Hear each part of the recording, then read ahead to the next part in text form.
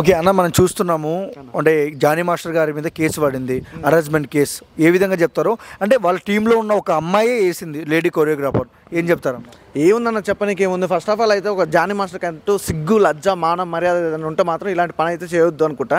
ఎందుకంటే first of all చూసి రీసెంట్గా కూడా పవన్ కళ్యాణ్ గారు హెచ్చరించారు. ఒకటే బ్రదర్, ఇప్పుడు తనతో పాటు పనిచేసే అమ్మాయిని అందులో ఇప్పిస్తా, ఇందులో ఛాయిస్ ఇప్పిస్తా, అందులో ఛాయిస్ ఇప్పించిస్తా అనేదానికన్నా డైరెక్ట్ ఫస్ట్ ఆఫ్ ఆల్ పడుకుంటే వాళ్ళు ఏదైనా ఫస్ట్ అడిగితే అయిపోతుంది కదా.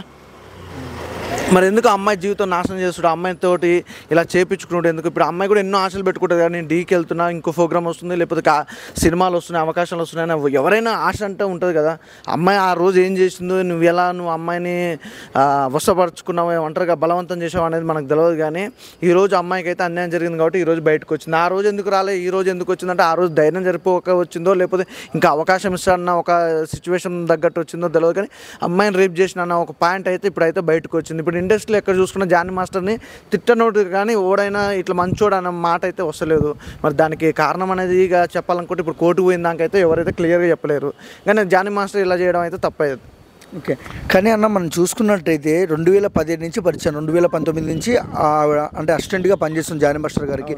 ఇన్ని రోజులు లేనిది ఇప్పుడు నన్ను ఇలా చేశారు, అలా చేశారని కేసులు పెట్టడం వల్ల ఏంటి కరెక్ట్ ఏంటి అంటే అదే ఇప్పుడు ఏదైనా ఏమంటారుగా, అదే ఒకటైతే క్లియర్ చెప్పవలసి వస్తుంది. బెటర్ ఆ అమ్మాయి అయితే రీసెంట్గా ఒక సాంగ్ ఉంది, అదేదో సాంగ్ వల్ల చాలా ఫేమస్ అయింది. అదేం సాంగ్, మన హీరో బిగ్ బాస్కి వెళ్ళి వచ్చిండు, అతని పేరు నల్లంచు చీరే, నల్లంచు చీరేకట్. ఆ సాంగ్ చాలా ఫేమస్ అయింది. అసలు ఆ సాంగ్కి, ఆ సినిమా ఇంతవరకు మనం చూడలే, అసలు ఆ సినిమా గురించి కూడా డీటెయిల్ తెలియదు. కానీ ఆ సాంగ్ వల్ల ఆ అమ్మాయి కొరియోగ్రాఫర్ చేసింది. ఆ అమ్మాయి అసలు అసలు అసలు వేరే టాలెంటెడ్ భయ్య. అలాంటి అమ్మాయిని నువ్వు ఆ డీలో కానీ ఇంకో దాంట్లో అవకాశం ఇప్పిస్తాను ఇలా మోసం చేయడం అయితే ఎంతవరకు అయితే కరెక్ట్ అయితే కాదు బ్రదర్. జానీ మాస్టర్ నుంచి ఎన్ని రోజుల నుంచి జానీ మాస్టర్ గురించి ఒక గొప్పగా ఊహించుకున్నాం, లాస్ట్కు జానీ మాస్టర్ బుద్ధి ఏందో చూపించిండు. ఓకే, అండ్ జనసేన నుంచి కూడా నిన్న అఫీషియల్ ట్విట్టర్లో అంటే ఎలాంటి ఈవెంట్స్కి రాకూడదు, ఎలాంటి పార్టీ మీటింగ్స్కి రాకూడదు, సస్పెండ్ చేసే విధంగా మాట్లాడే.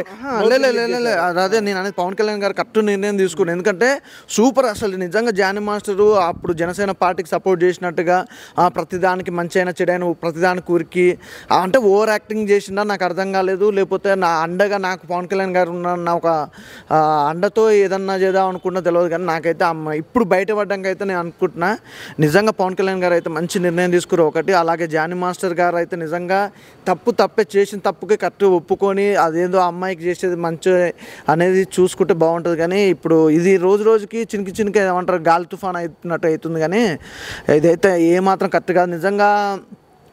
ఇంకోటి కూడా ఇప్పుడు ఏంటంటే డాన్సర్స్ కానీ కొరియోగ్రాఫర్స్ కానీ లేడీస్ చాలామంది ఉన్నారు, డాన్సర్స్ కానీ కొరియోగ్రాఫర్ వీళ్ళందరూ కూడా ధర్నా చేయాల్సిన సిచ్యువేషన్ అనమాట ఇవాళ. ఎందుకంటే ఒక అమ్మాయికి అన్యాయం జరిగితే ఎవరు డాన్సర్స్ కానీ అమ్మాయిలు కానీ ఎవరు రాకపోవడం అనేది కొద్దిగా బాధాకరం. ఎందుకంటే ప్రతిదానికి డాన్సర్స్ అందరూ ఒక సపోర్ట్లో ఉంటారు ఎక్కడైనా కూడా. మామూలుగా సినిమా ఇండస్ట్రీలో కానీ మామూలుగా ఈవెంట్స్ కానీ ఎక్కడైనా కూడా ఒక యూనిటీ అనేది ఉంటుంది. ఈరోజు యూనిటీ లేకపోవడం, అమ్మాయికి ఎవరు సపోర్ట్ లేకపోవడం అనేది కూడా బాధాకరమైన విషయం. అంటే జానీ మాస్టర్ గారు అంటే తెలుగు కొరియోగ్రాఫర్కి ప్రెసిడెంట్, ఆయన డాన్సర్లకి ప్రెసిడెంట్ ఆయన.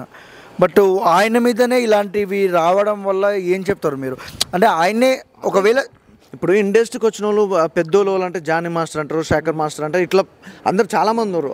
అలాంటి కొరియోగ్రాఫర్లు, మాస్టర్స్, డ్యాన్స్ మాస్టర్స్ ఇలాంటి పనులు చేస్తే ఇక అమ్మాయిలకి యాడ సేఫ్టీ ఉంటుంది భయ్. ఇప్పుడు ఎందుకంటే ఇప్పుడు వాళ్ళే అన్నీ తెలిసిన వాళ్ళే అలా చేస్తుంటే మరి ఏం తెలియని వాళ్ళు పిల్లలు ఇప్పుడు నిన్నమన్న వచ్చిన డాన్సర్స్ ఉంటారు, చిన్నపిల్లలు తెలియని వాళ్ళు ఉంటారు, లవ్ అంటారు, ఎమోషనల్ అంటారు, లేకపోతే ఒక కాడికి పోతే ఇప్పుడు ప్రతి ఇండస్ట్రీ వేరు. డ్యాన్స్ అంటే ఏంటంటే ప్రతి ఒక్కళ్ళు అమ్మాయి అబ్బాయి ఖచ్చితంగా కలిసి మాట్లాడుకునే సిచ్యువేషన్లు ఎక్కడైనా ఉంటాయి. ఒకరి మీద ఒకళ్ళు నమ్మకంతో వెళ్ళిపోతారు. అలా సిచ్యువేషన్లో నమ్మకం లేకుండా పోయింది ఇప్పుడు డ్యాన్స్ మీద.